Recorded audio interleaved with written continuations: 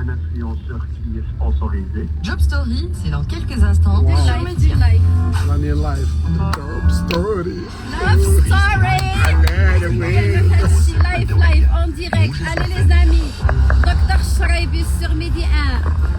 Allez les amis, allez les amis. عجبني صوتي بالفرنساوية عجبني. حتى انا عجبني حلق راجلي في Midi 1.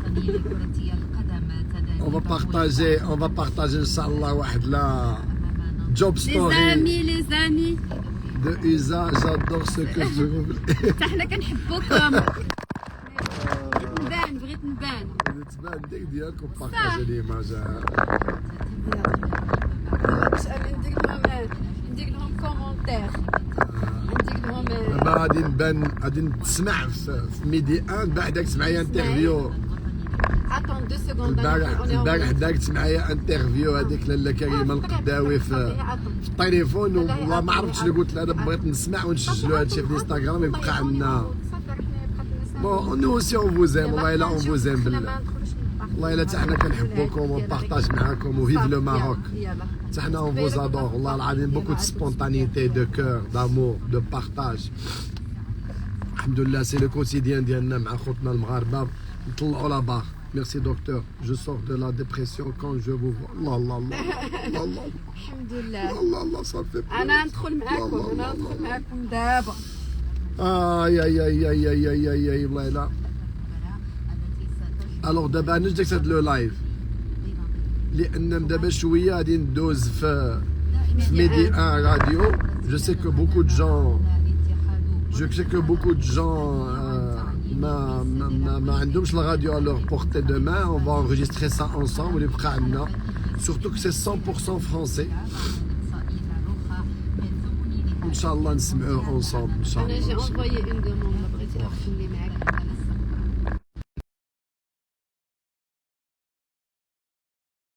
يستهدف وحدة أمنية. يحفظكم انتم والزوجه وديالكم، سبحان الله الصدق ديالكم توصلنا الحمد لله. الله يقبلوا والله الله يقبلوا بالله. الله يوفقنا باش نهزوا النيفو هاد البلاد ديالنا ونزيدوا للقدام ان شاء الله، وهذا المغرب الحبيب يزيدوا للقدام.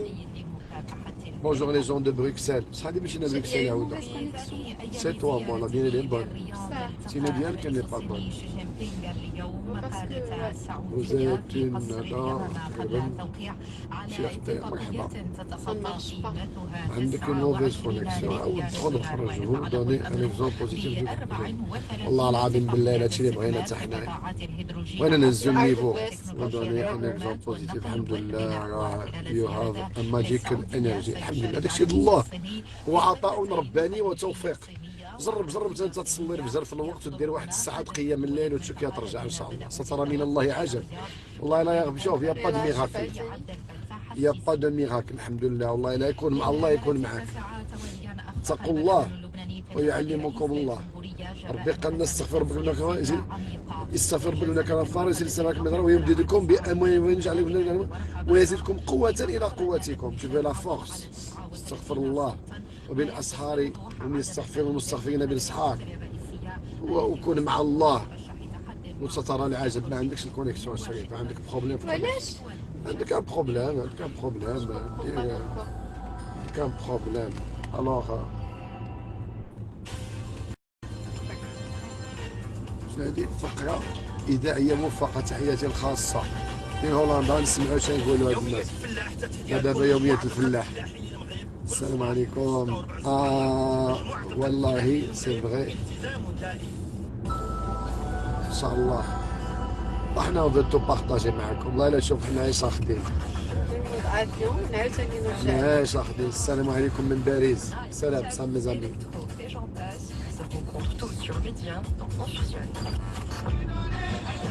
لا هادشي هذا ما تيعجبنيش. فرحوا بطريقه متحضره الناس. ما تهرسوش الطوموبيلات. رحنا نربحوا البرتغال. ما تهرسوش الطوموبيلات. راهم تيقولوا خلينا حضاريين. لا حنا خلينا شعب حضاري. حنا شعب حضاري. معمر المغاربه ما هرسوا. فرحوا بالعقل. فرحوا بوكو دو سيفيزم. جامي المغاربه ما عمرهم ما هرسوا. C'est le métier d'où je gagne ma vie, thérapie alimentaire. Et à chaque moment, je dis à ma femme, Dieu merci que j'ai un métier, que je ne suis pas un influenceur qui est sponsorisé. Derrière chaque choix de carrière se cache une personne avec une vision et derrière cette personne se cache une histoire. On vous la raconte. Mehdi 1, Karima, Mon invité aujourd'hui, c'est Younes Chelaibi, il est chirurgien dentiste, mais pas que, il est aussi créateur du programme Main dans la main, prêcheur de bonnes paroles, et il pratique le développement personnel à travers le Saint-Coran. Bref, plusieurs cordes à son arc. Younes Chelaibi, bonjour, un plaisir d'écouter votre histoire aujourd'hui. C'est partagé, madame, c'est vraiment partagé le plaisir. Merci Bonjour à vous. beaucoup. Merci beaucoup. Alors, Younes Chelaibi, chirurgien dentiste donc de profession, prêcheur de bonnes paroles. Comment allier les deux et qu'est-ce qui a précédé l'autre durant votre carrière? Ben, ce qui a précédé, c'est le métier d'où je gagne ma vie, c'est la chirurgie dentaire. C'était vraiment, mon métier et ça reste toujours mon métier. Et j'en suis très ravi. À chaque moment, je dis à ma femme, Dieu merci que j'ai un métier, que je ne suis pas un influenceur qui est sponsorisé, que je m'auto-sponsorise et c'est vraiment très très important parce que ça n'influe en aucun moment ma philosophie, ma vision des choses. Personne n'intervient dans ma vision des choses. Donc après, c'est le prêche de la bonne parole, c'était une passion de très jeune âge. Mais je me rappelle d'un sage qui à l'âge de 8 ans ou 10 ans m'a dit, écoute Younes, la bonne parole ne fait pas gagner la vie malheureusement. Alors il faut te concentrer sur un métier qui pourra te faire vivre et après à chaque moment tu pourras virer. Et c'est ce qui s'est passé, subhanallah, c'est ce qui s'est passé à l'âge de 27 ans, une fois installé dans mon cabinet, marié, j'ai eu ma première fille et c'est là il y a eu vraiment le déclic et j'ai appris le Saint-Coran. C'est l'apprentissage complet du Saint-Coran qui était le début de ce chemin qui commence à aboutir. Et voilà, c'est à peu près ça. Et est-ce que la médecine a été un rêve d'enfant pour vous? Alors là aussi, en vérité, moi je suis matheux de formation. J'ai mon bac sciences maths. Mon rêve d'enfant, c'était le rêve de ma génération, être pilote de ligne. Mais quand j'ai fait mes sciences maths, je suis parti en France pour faire le prépa. Je me suis rendu compte que j'étais pas fait pour ça. J'étais largué, j'étais pas vraiment un crack. J'étais plutôt un bosseur et j'ai rapidement quitté cette formation de prépa. Et j'ai eu pratiquement une année blanche. Mon cursus, il est très spécial. Je suis reparti en Côte d'Ivoire pour faire du commerce. J'ai dû complètement abandonner les études, même si j'avais un bac mention très bien. Et là, les parents, la maman, toujours la maman, elle a tout fait pour envoyer des inscriptions. Et j'ai eu l'inscription à la faculté de médecine dentaire de Rabat. J'ai débarqué en chirurgie dentaire par pur accident, par nécessité d'avoir un diplôme. Mais quand j'ai entamé ces études, je me suis rendu compte que j'étais fait pour ça. J'adore tout ce qui est manuel, tout ce qui est scientifique, tout ce qui est pratique. Et j'ai fait la chirurgie dentaire que j'ai beaucoup aimé. Et après, je me suis installé en Afin pour des raisons purement familiales, pour retrouver mes parents, pour être là pour mes parents, pour mes petits frères et sœurs. Et ma mère n'arrêtait pas de me dire qu'il faut faire des spécialités. Vous savez, maintenant, on peut travailler en faisant des spécialités. En m'installant au cabinet, j'ai fait ma première spécialité qui est l'orthodontie. Après, j'ai fait l'implantologie, j'ai fait la parodontologie. Donc, toute ma vie, c'est des études. Donc, formation continue, apprentissage continu. Voilà. Ah oui, l'apprentissage continue tout le temps. Maintenant, j'ai 50 ans et je suis toujours dans la même perspective. Je n'arrête pas. D'ailleurs, bientôt, dans le mois de janvier, je vais commencer une formation en technique de communication qui est diplômante. Et voilà, tout le temps, je suis dans cette perspective. Et c'est tout à votre honneur, Younes Chelaibi. Vous venez de mentionner donc le rôle important qu'a joué votre mère dans votre apprentissage et durant votre parcours. Est-ce que vous pensez justement que l'entourage, être bien entouré, c'est important quand on a une carrière ou quand on débute une carrière? C'est plus qu'important parce que là, ma mère, elle a fait son rôle. Elle m'a pris la main et m'a vraiment poussé pour tout le temps faire des études. Ce que je vous ai pas dit, c'est que pendant le cursus, mon cursus universitaire, j'avais pas les moyens financiers et je devais travailler en parallèle. Je devais faire du commerce, je faisais faire du porte-à-porte pour gagner ma vie. Et vraiment, en faisant du porte-à-porte, j'ai vraiment réussi. Ça marchait très très bien. Mais en aucun moment, le gain financier n'était ma priorité. À un certain moment, j'ai tout arrêté pour avoir mon diplôme. Et ça aussi, je voulais le mentionner. Hier, j'étais en train d'entendre l'interview de l'entraîneur de l'équipe nationale, M. Olivier Karabi. Et je me suis dit que vraiment, c'est le langage qu'il faut qu'on prêche, que les jeunes d'aujourd'hui écoutent. Comme Olivier Karabi, je ne suis pas né d'une famille de riches.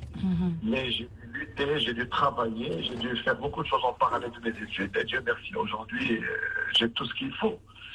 Alors là, l'entourage, bien sûr qu'il est très important pour revenir à votre question. L'entourage, comme j'ai dit, ma mère m'a pris la main jusqu'à avoir mon diplôme universitaire. Et là aussi, après, j'ai eu la chance de me marier avec une femme qui m'aide, qui m'a énormément aidé jusqu'à aujourd'hui pour ce que je fais. C'est vraiment... C'est mon assistante, c'est ma conseillère, c'est vraiment c'est incroyable. C'est ce qui m'a aidé, vous savez, à avoir une famille, travailler, apprendre le Saint-Coran avec 4-5 heures d'apprentissage par jour. C'est énorme pendant 5 ou 6 ans de sa vie. Donc, vraiment, l'entourage, il est fondamental. Et là aussi, je suis entouré de gens qui croient beaucoup en main dans la main, la vie de Saint. Les amis, c'est mon entourage le plus près, qui me poussent, qui m'encouragent. Parce que vous savez, le grand problème dans ce qu'on fait, c'est la motivation. C'est vrai. Qu'est-ce qui te motive de prendre de ton temps et d'aller parler aux gens? Vous savez aussi que, avec la façon avec laquelle je suis venu prêcher la bonne parole, ou bien faire le développement personnel à travers le Saint-Coran, c'est pas facile parce que dans la mentalité des Marocains et des Arabo-musulmans, il y a des timbres, il y a des étiquettes. C'est-à-dire, pour prêcher la bonne parole, il faut avoir un certain profil, une certaine façon de s'habiller, une certaine façon de... et moi, je suis vraiment hors de ce prototype.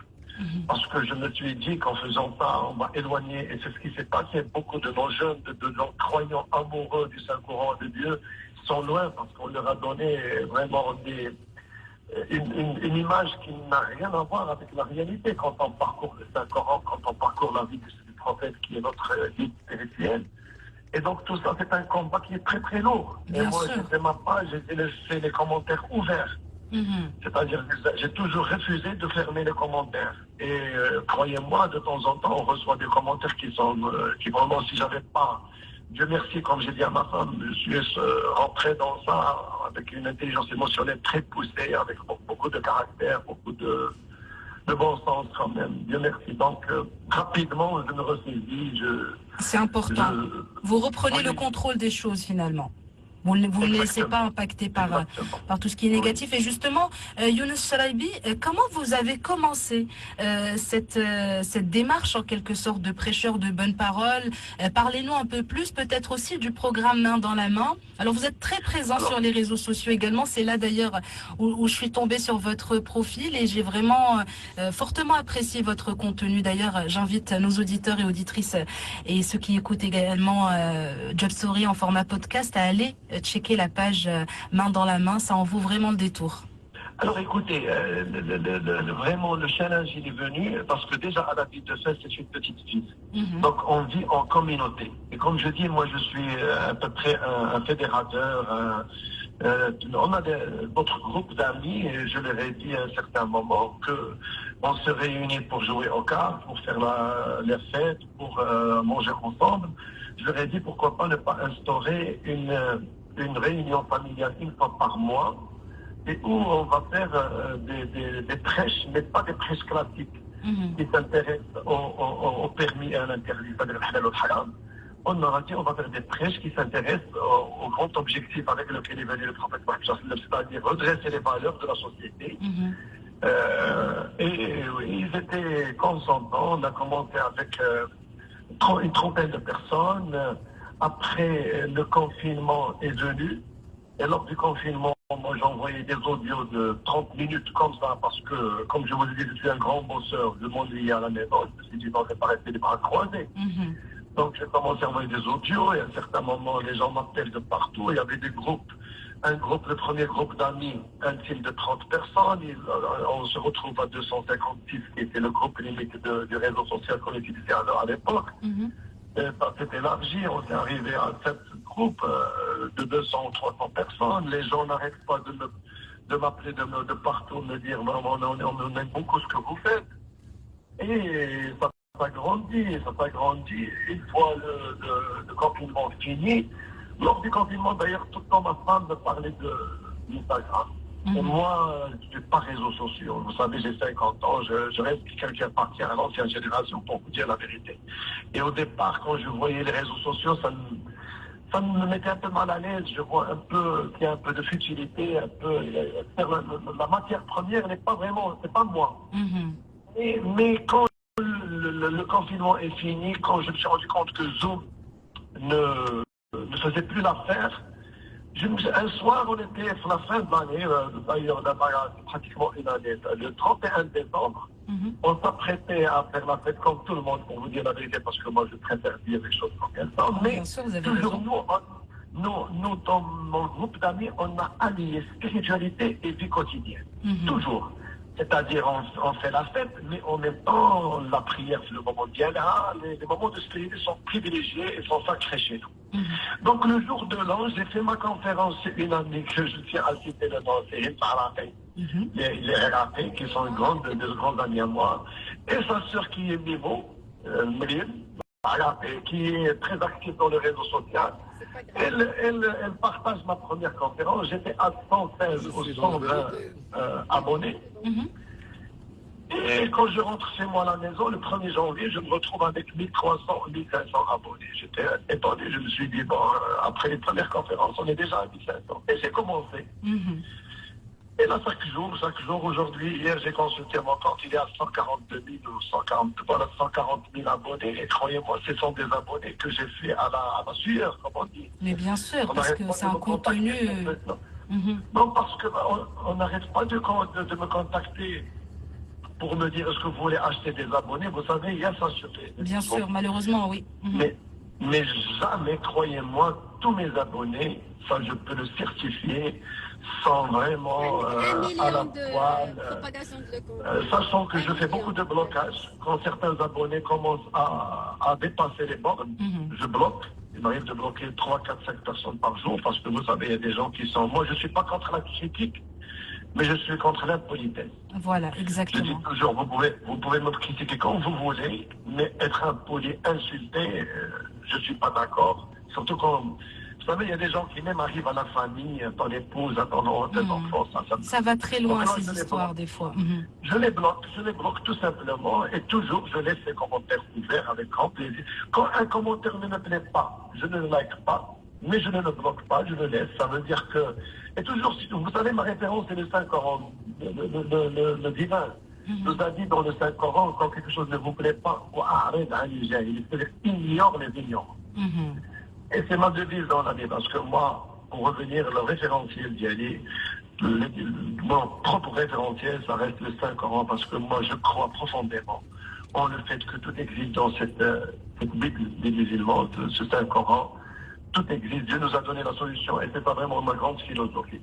Et c'est ce qui a fait vraiment changer ma vie, me donner cette qualité de vie, me donner la capacité d'allier entre mon quotidien de chirurgien dentiste, ma vie familiale, et tout le reste dans l'ombre, parce que moi je ne veux en aucun moment aligner les actions de bienfaisance avec cette page, avec le quotidien. Je veux que ça reste vraiment à part, parce que vous avez... Il faut vraiment faire les choses. Nous, on prêche la bonne parole dans cette page. On essaie d'aider, parce que aussi tu donnes du confort. Bien sûr, vous sentez que vous impactez finalement et que votre parole atteint les cœurs des personnes qui vous suivent. Et justement, c'est un contenu que tout le monde peut consommer en quelque sorte et regarder et apprendre. Parce que non seulement vous prêchez la bonne parole, et vous faites également participer vos enfants, ce que je trouve très très touchant, parce qu'en même temps, c'est un apprentissage donc pour nous qui recevons ce contenu, mais également par la même occasion pour vos enfants. Et franchement, ça c'est très beau à voir et ça donne vraiment envie de suivre. Est-ce que c'était important de faire impliquer justement vos enfants? Vous savez, madame, vraiment, moi je suis une personne qui travaille à l'instinct. Et le fait d'intégrer mes enfants, c'est venu vraiment fortuitement, c'était pas réfléchi. Je pense que les premières vidéos commençaient pendant les vacances. Et moi, toutes mes vidéos ne sont pas, c'est pas comme au cinéma, on fait c'est une seule prise. D'ailleurs, il y a des fois que je suis avec la tenue de sport, c'est vraiment une seule prise. Mais c'est le quotidien. Mais c'est le quotidien de ma vie avec mes enfants. C'est-à-dire quand on se réveille le matin, on répète quand on allant à l'école, quand je rentre à la maison. Vraiment, c'est le quotidien. Il n'y a pas de cinéma dans ce que je fais. Et moi, je bâtis toute ma philosophie sur ce fait-là. C'est que l'exemple, et d'ailleurs, tous les parents qui me parlent au téléphone, m'appellent, comment je fais pour élever mes enfants, je leur dis, soyez de bons exemples. Oubliez vos enfants, faites l'effort. Moi, par exemple, maintenant, mes enfants, mon aîné, elle a 21 ans. Elle n'arrête pas, la deuxième, elle a 18. Elle n'arrête pas de me dire, papa, on est très fiers de toi parce qu'on a vu ton évolution. On a vu comment tu travailles sur toi-même, comment tu cherches à te développer. Et là pour moi, c'est suffisant. C'est la meilleure façon d'éduquer. Parce que éduquer, c'est pas parler. Éduquer, c'est d'être là. Et quand on voit comment tu te comportes, quand on voit comment le reste vient tout seul. Et c'est la clé. La clé du développement personnel, c'est de commencer par soi-même. La clé de la solution à beaucoup de problèmes de couple, c'est de commencer par soi-même. Parce que le Saint, comme on l'a dit, Dieu ne peut pas changer les autres. Il ne commence pas par eux-mêmes. Comme je vous ai dit au début, monsieur l'entraîneur de l'équipe nationale, il a dit qu'il faut rêver pour arriver. Tout à fait. Et moi, ce soir, je vais dire aux Marocains, il a eu dans l'histoire des Arabo-musulmans des gens qui ont rêvé. C'est pas obligatoire que ton père soit professeur ou doctorant pour que toi, tu sois docteur. Beaucoup de gens qui sont issus de familles très moyennes, qui sont arrivés parce qu'ils ont eu la volonté, ils ont cru en eux-mêmes, ils avaient confiance en eux-mêmes. Et vous en parlez avec tellement de passion, Younes Chalabi, qu'on ne peut qu'apprécier ce que vous dites et vraiment se sentir touché par ce que vous avez comme message justement à partager, à envoyer au monde, voilà, de façon plus globale. Merci de dire au monde. Parce que c'est fondamental de le rappeler. Vous voyez un peu de quoi moi je vais parler, qu'est-ce qui me tient à cœur. Bien sûr, ça se ressent et le message est vraiment percutant. C'est le moins que l'on puisse dire. Donc on sent vraiment la passion et la niaque. Younes Chalabi, un petit conseil peut-être pour les personnes qui nous écoutent actuellement et qui ont du mal à trouver donc soit leur vocation ou se sentent un petit peu coincés dans ce qu'ils font donc sur le plan professionnel. Quel conseil vous pouvez leur donner? Écoutez, moi je suis cartésienne de formation. C'est-à-dire, je vous ai dit, je suis mathématicien scientifique pur. Alors je dis à toutes ces personnes-là, la logique ne peut pas suffire pour la réussite d'une personne. Et d'ailleurs, le premier verset, attention à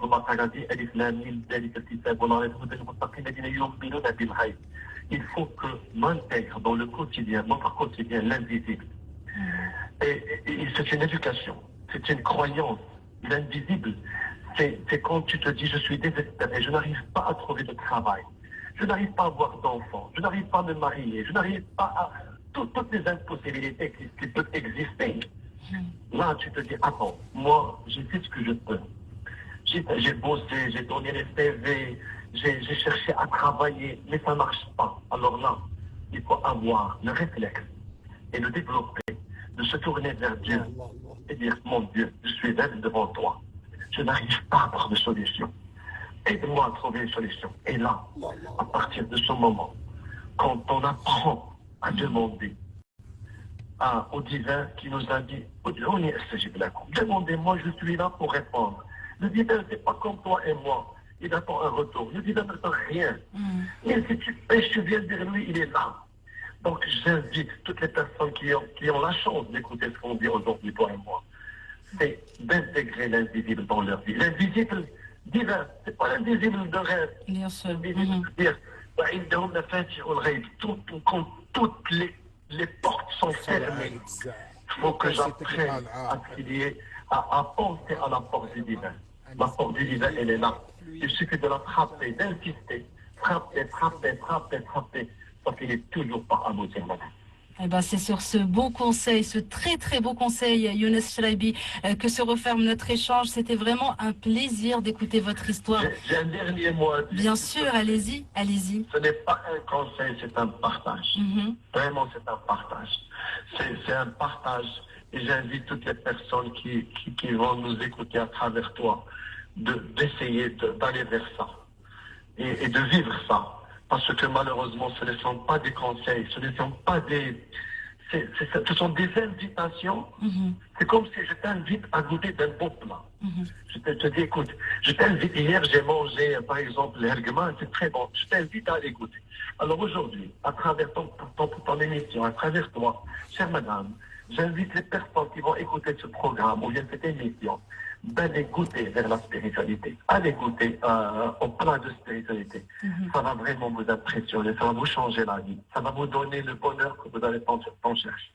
Eh ben, c'est noté, Younes Chraibi. On n'y manquera pas et toutes les personnes qui nous écoutent, bien sûr, actuellement. Merci beaucoup encore une fois d'avoir accepté mon invitation et je vous souhaite beaucoup de belles choses pour l'avenir. Bon courage et à très bientôt. À très bientôt, merci. Merci d'avoir partagé vos histoires avec nous en toute intimité, des histoires qui marqueront certains et impacteront plusieurs. Job Stories, c'est à retrouver en avant-première. كيجاكم برافو انا والله العظيم الا شوف نقول لك جاني راسي والله العظيم الا بكاني راسي بكاني راسي جو فو بريزونت هذا ماي السي ليتل اسماعيل برادر هذا يلا خانا وصل من الصغير المطار تيشبه لي انا هذا خانا الصغير on vient de le ramener monsieur عجم اسماعيل فرنسا الغزال Merci de m'avoir. والله العظيم لا شوف ça nous a permis d'écouter cette émission que j'aurais pas écouté et vraiment عجبني الحال بزاف انا والله ما سحبني هادشي اللي دوز اون ديريكت عيطات لي قالت لي بغيت نهضر معاك هضرت معاها سبونطانيمون جو تي ا ريميرسي سيت دام لاله كريمه القداوي الله يحفظك الله يعطيك ما نويتي عند الله الله يبلغك المقاصد ديالك اختي تنقول لهم انا دائما tout journaliste qui ose me parler de religion il a beaucoup de courage Il parce me que ressemble. c'est خليني نكمل هاد l'idée les journalistes qui me parlent et qui osent me contacter pour parler de religion, ils ont beaucoup de volonté parce que c'est très difficile en 2022 et de parler de Saint-Coran et de parler de religion et de parler de spiritualité. Donc à tous ces journalistes qui ont osé, Samir Al-Beloui, Hadik Al-Bedissa, Rizlan Dial Medi, Shrigan, Hadi Lalla Karima, vraiment merci parce que vous avez compris le concept, vous avez compris l'idée d'Yelmen dans la main. ميرسي بوكو جو سوي شوف ان شاء الله اللي كنبشركم بها الصحفيين اللي هضروا معايا بغيت نقول لكم واحد القضيه اي كلمه قلنا في هذه ليميسيون اي كلمه قلنا في هذه ليميسيون هذه خلينا في المعقول شي شويه اي كلمه قلنا في هذه ليميسيون راه في الميزان الحسنات لا سمعها شي واحد ان شاء الله وسمعها شي واحد وضاق وعجبو الحال راه حنا شاركين في هذا الاجر هذه جورناليست اون بوكو دو اجر بوكو دو بون بوان ان شاء الله تبارك الله عليكم et inchallah toujours main dans la main. On vous embrasse. والله يحفظكم جميعا. انا je fais exprès d'enregistrer ça parce que je vais le partager après inchallah. تبارك الله عليكم et à très bientôt.